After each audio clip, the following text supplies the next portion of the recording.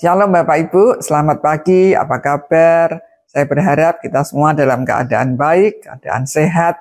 Dan pagi hari ini saya akan mengajak kita merenungkan firman Tuhan.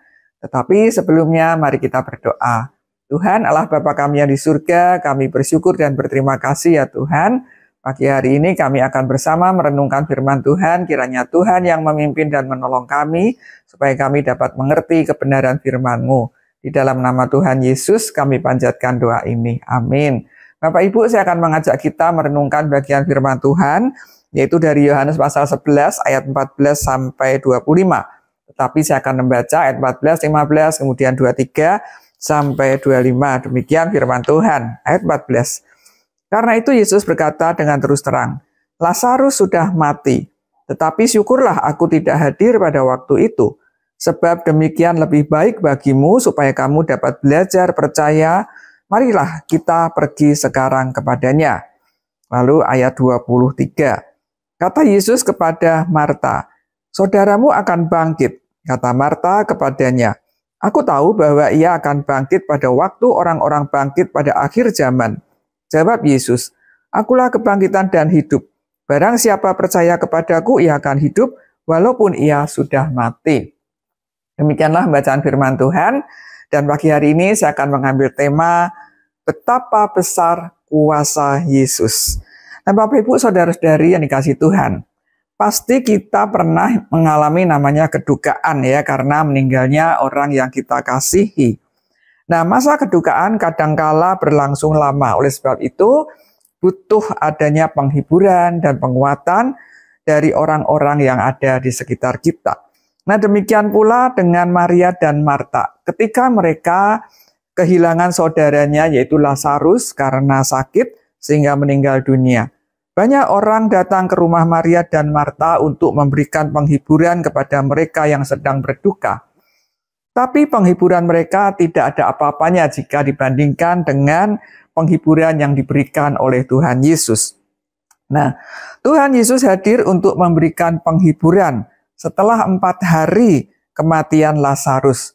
Karena Tuhan Yesus ingin menunjukkan mukjizatnya kepada orang banyak bahwa ia sungguh-sungguh berkuasa. Bukan hanya dapat menyembuhkan orang sakit yang banyak mereka saksikan, tapi ia juga sanggup membangkitkan orang mati.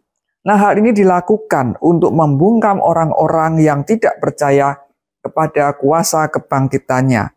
Nah, kedatangan Tuhan Yesus membuka percakapan dengan Marta dan Tuhan Yesus berbicara tentang kebangkitan. Yang pertama yaitu Marta berkata kepada Tuhan Yesus yang terkesan di sini yaitu mempersalahkan Tuhan Yesus. Apa ini katakannya?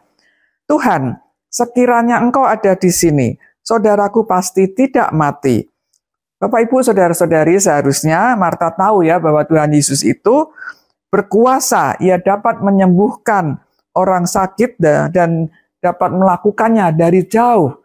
Seharusnya Marta tidak khawatir seperti itu. Marta sudah tidak tahu lagi harus mengatakan apa kepada Tuhan Yesus. Lalu yang kedua, Tuhan Yesus mengatakan bahwa saudara Marta yaitu Lazarus yang sudah mati itu akan bangkit. Nah ini sebuah penghiburan yang Tuhan berikan kepada Marta dan juga tentunya Maria. Lalu yang ketiga, Marta berkata kepada Tuhan Yesus, aku tahu bahwa ia akan bangkit pada waktu orang-orang bangkit pada akhir zaman. Nah Bapak Ibu dalam hal ini, Marta percaya akan apa yang Tuhan Yesus ajarkan, bahwa akan ada kebangkitan nanti di akhir zaman. Tapi Marta tidak memahami bahwa saat itu pun Tuhan Yesus sanggup membangkitkan orang mati, sanggup membangkitkan Lazarus yang sudah 4 hari meninggal dunia. Sehingga Marta berkata, namun sekarang pun aku tahu bahwa Allah akan memberikan kepadamu segala sesuatu yang engkau minta kepadanya. Nah Bapak Ibu di sini kita melihat lemahnya iman Marta.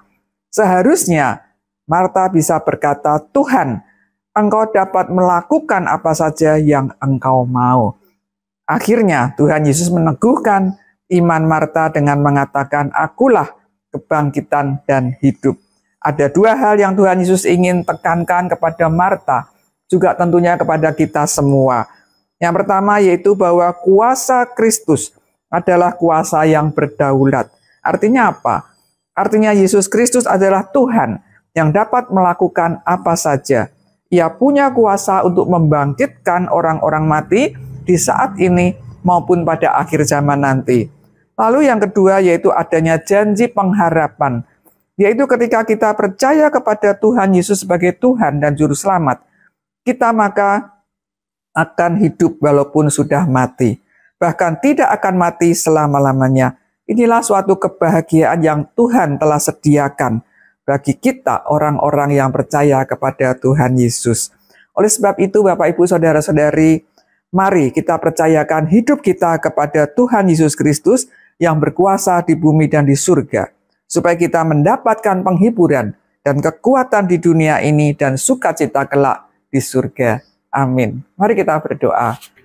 Tuhan Allah Bapa kami yang di surga, kami bersyukur dan berterima kasih karena Tuhan telah membukakan kepada kami betapa besar kuasa-Mu ya Tuhan.